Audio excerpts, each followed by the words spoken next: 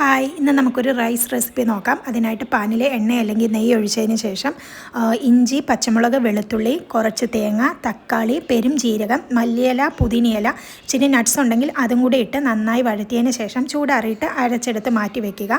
ഞാൻ കുറച്ച് വേവിച്ച സോയയിലായിട്ട് ഉപ്പും കുരുമുളകും ഗരം മസാലപ്പൊടിയും കൂടി ഇട്ട് വെച്ചിട്ടുണ്ട്. ബാക്കി നമുക്ക് ഇഷ്ടമുള്ള പച്ചക്കറികളോ പിന്നെ ചിക്കൻ ഉണ്ടെങ്കിൽ അത് നമുക്ക് യൂസ് ചെയ്യാം കേട്ടോ. വീണ്ടും പാനിൽ ഓയിൽ അല്ലെങ്കിൽ നെയ്യ് ഒഴിച്ചതിന് ശേഷം നമ്മൾ അരച്ചു വെച്ചിരിക്കുന്ന ആ കൂട്ടുണ്ടല്ലോ അതിട്ട് നന്നായിട്ട് പച്ചമണം മാറ്റുക. അതിനുശേഷം സോയ, പച്ചക്കറികൾ, ചിക്കൻ എന്താണെന്ന് വെച്ചാൽ അതെല്ലാം കൂടെ ഇട്ടതിന് ശേഷം നന്നായിട്ട് വേവിച്ചെടുക്കുക. ഞാൻ റൈസ് സെപ്പറേറ്റ് ആണ് വേവിച്ചത്, കുക്കറിൽ വേവിക്കുമായിരുന്നു.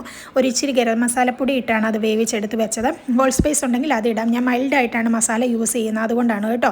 അതുപോലെ തന്നെ ആ ഗ്രേവിയിലേക്കായിട്ട് കുറച്ച് ഗരം മസാലപ്പൊടി മാത്രമേ ഞാൻ യൂസ് ചെയ്തിട്ടുള്ളൂ. അല്ലെങ്കിൽ ബിരിയാണി മസാലയോ ചിക്കൻ മസാലയോ അങ്ങനെ ഇഷ്ടമുള്ളതനുസരിച്ച് നിങ്ങൾക്ക് ഫ്ലേവർ കൂട്ടി കൊടുക്കാം.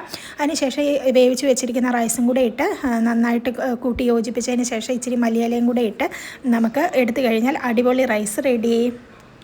പണ്ടത്തെ കാലത്തെ വിശേഷങ്ങളിലൊന്നും ഒഴിച്ചുകൂടാനാവാത്തൊരു സൂപ്പർ താരമായിരുന്നു അവൽ നനച്ചതല്ലേ, അവൽ വിളയിച്ചതെന്നൊക്കെ പറയുന്ന മിച്ചർ, ഉപ്പേരി, ഇതൊക്കെ വീട്ടിൽ തന്നെ മിക്കവാറും ഉണ്ടാകുമായിരിക്കും വിശേഷങ്ങൾക്കൊക്കെ. കല്യാണത്തിൻ്റെയൊക്കെ തലേദിവസം ആകുമ്പോൾ അതിന് കുറേ നാൾ മുമ്പ് തന്നെ ഇങ്ങനെ, അതുപോലെ ഓണം വിഷു ഒക്കെ വരുമ്പോൾ ചിലപ്പം അല്ലെങ്കിൽ വീട്ടിലിങ്ങനെ ഉണ്ടാക്കി വെച്ചേക്കും. നമ്മൾ കുപ്പിയിൽ ഇങ്ങനെ നേരത്തെ ഉണ്ടാക്കി വെച്ചേക്കും. വിറകടുപ്പിൽ ഓട്ടുരുളിയിലായിരിക്കും ചട്ടുകമൊക്കെ യൂസ് ചെയ്ത് ശർക്കരയൊക്കെ പാവ് കാച്ചി അതിലേക്ക് തേങ്ങയൊക്കെ ഇട്ട് നല്ല രസമാണ് അതിൻ്റെ മണവും ആ പ്രോസസ്സും ഒക്കെ. കുട്ടികളായിരിക്കുന്നത് അതുകൊണ്ടാണ് കേട്ടോ കാണാൻ രസം.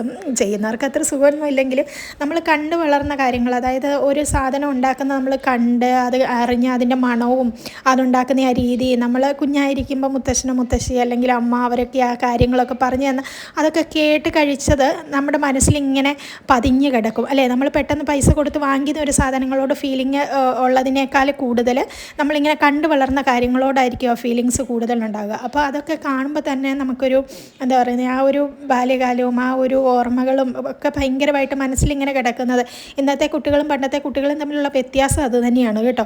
അവർക്ക് പെട്ടെന്ന് കിട്ടുന്നു, മറ്റേതുണ്ടാക്കി കാണുമ്പോൾ അതാണ് നമ്മൾ കുട്ടികൾക്ക് സാധനങ്ങൾ കുറച്ചൊക്കെയല്ലേ നമുക്ക് പറ്റുന്ന സമയത്ത് അവരെ കൂട്ടി നിർത്തി അതുണ്ടാക്കി കൊടുക്കുമ്പോൾ ഉണ്ടല്ലോ ആ രുചി കുറച്ചും കൂടെ കൂടും. അവരുടെ മനസ്സിൽ അതായിരിക്കും തങ്ങി നിൽക്കുക. നമ്മൾ പൈസ കൊടുത്ത് വാങ്ങിച്ചു കൊടുക്കുന്നതിനേക്കാൾ ഉപരി നമ്മൾ ഉണ്ടാക്കുന്നതിന് ഇത്തിരി രുചി കുറവാണെങ്കിൽ പോലും അവരെ കൂട്ടി നിർത്തി നമ്മുടെ കൈ കൊണ്ടുണ്ടാക്കി അവർക്ക് സന്തോഷത്തോടു കൂടി അവർക്ക് വായി വെച്ച് കൊടുക്കുമ്പോൾ അത് അവർക്ക് ഭയങ്കര ഫീലായിരിക്കും ചെയ്യുന്നത് കേട്ടോ. അപ്പം ഞാൻ പെട്ടെന്ന് ഇപ്പോൾ തേങ്ങയിലോട്ട് ശർക്കര ഇട്ടതിന് ശേഷം നന്നായി ഞരടി യോജിപ്പിക്കുക. അപ്പോൾ ആ ഒരു നനവ് വരും, അതിലേക്ക് അവലിട്ട് നനച്ച് വേഗം എടുക്കുകയാണ് ചെയ്യുന്നത്.